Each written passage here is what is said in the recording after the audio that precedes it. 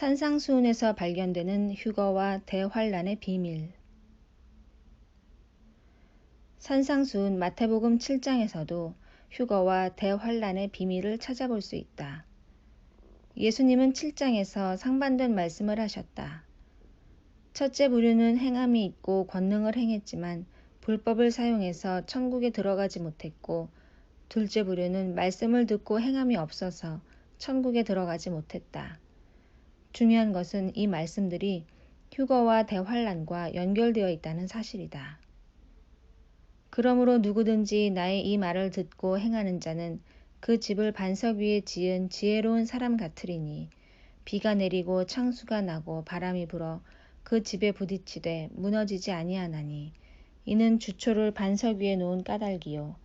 나의 이 말을 듣고 행하지 아니하는 자는 그 집을 모래 위에 지은 어리석은 사람 같으리니, 비가 내리고 창수가 나고 바람이 불어 그 집에 부딪힘에 무너져 그 무너짐이 심하니라.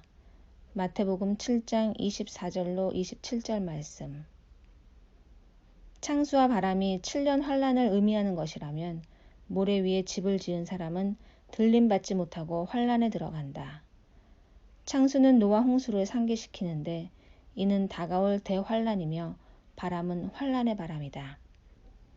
짐승은 많은 물에서 나오는데, 창수와 바람은 짐승으로부터 오는 환란이다. 그리스도를 상징하는 반석집을 지은 지혜로운 사람은 거룩한 성 새 예루살렘 방주로 들어가 환란을 피해갈 것이다. 집은 영원한 거처요, 신부에게는 새 예루살렘 성이다. 신자들의 현재 삶은 영원한 처소를 짓는 것과 연결되어 있다. 신자들이 모두 교회를 다니며 모두 구원받을 것 같고 모두 휴거 백성이 될 것 같지만, 알곡과 쭉정이, 양과 염소, 슬기로운 처녀와 미련한 처녀, 지혜로운 사람과 어리석은 사람처럼 분리된다고 성경은 반복적으로 경고한다. 신자들을 구분하는 기준이 매우 중요한데, 이는 공통적인 구분자는 행함을 본다는 것이다. 말씀을 읽거나 듣는 것은 무신론자들도 한다. 그들도 성경 공부를 한다. 그러나 말씀을 지키지는 않는다. 그들이 평생 무신론으로 살다가 죽기 직전 예수님을 믿습니다 한다고 구원을 받을 수 있을까?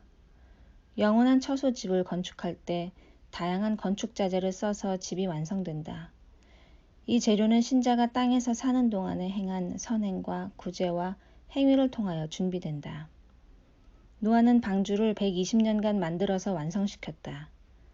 방주를 만드는 것보다 건축 자재를 준비하는 데 시간이 더 걸렸을 것이다. 집을 하루아침에 짓는 경우는 없다.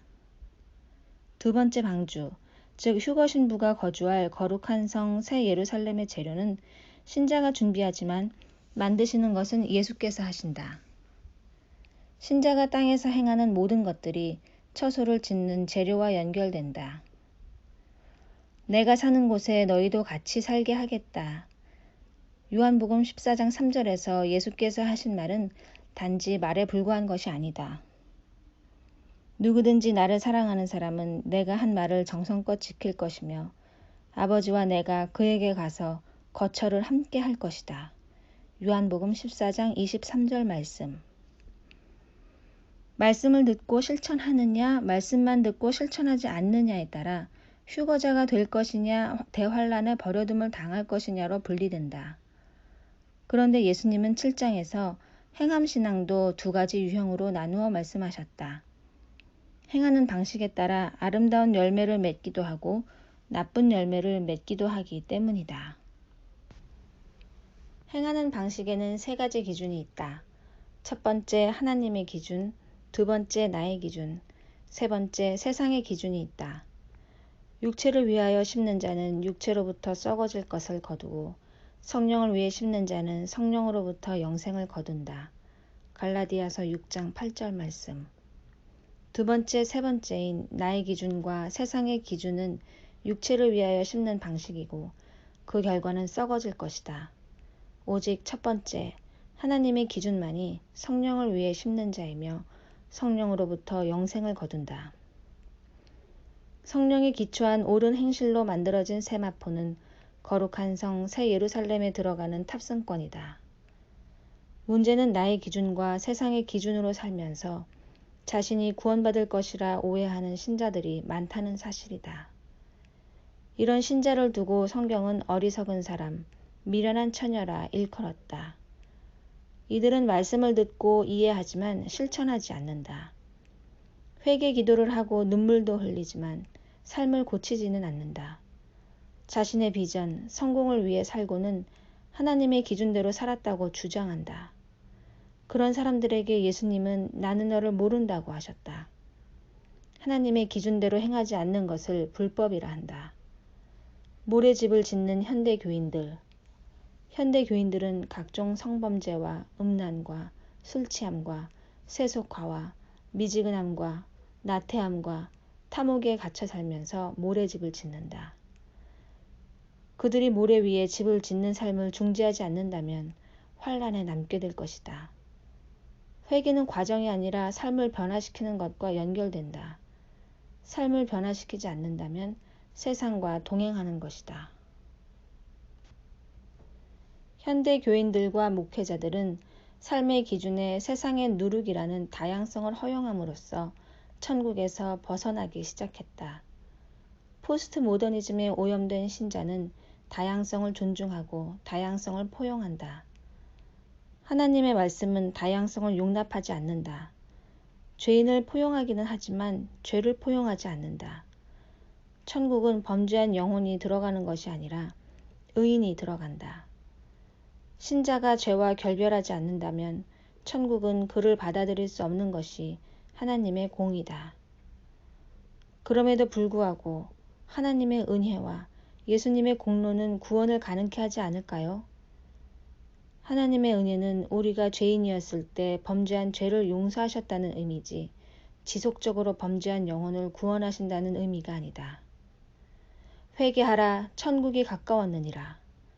회개하지 않는다면 천국에 들어갈 수 없다. 회개한 자가 다시 죄를 반복한다면 회개한 것이 아니다. 신자들이 하나님의 기준과 나의 기준을 혼합하려거나 죄와 용서를 동시에 허용하려는 시도는 모두 실패할 것이다.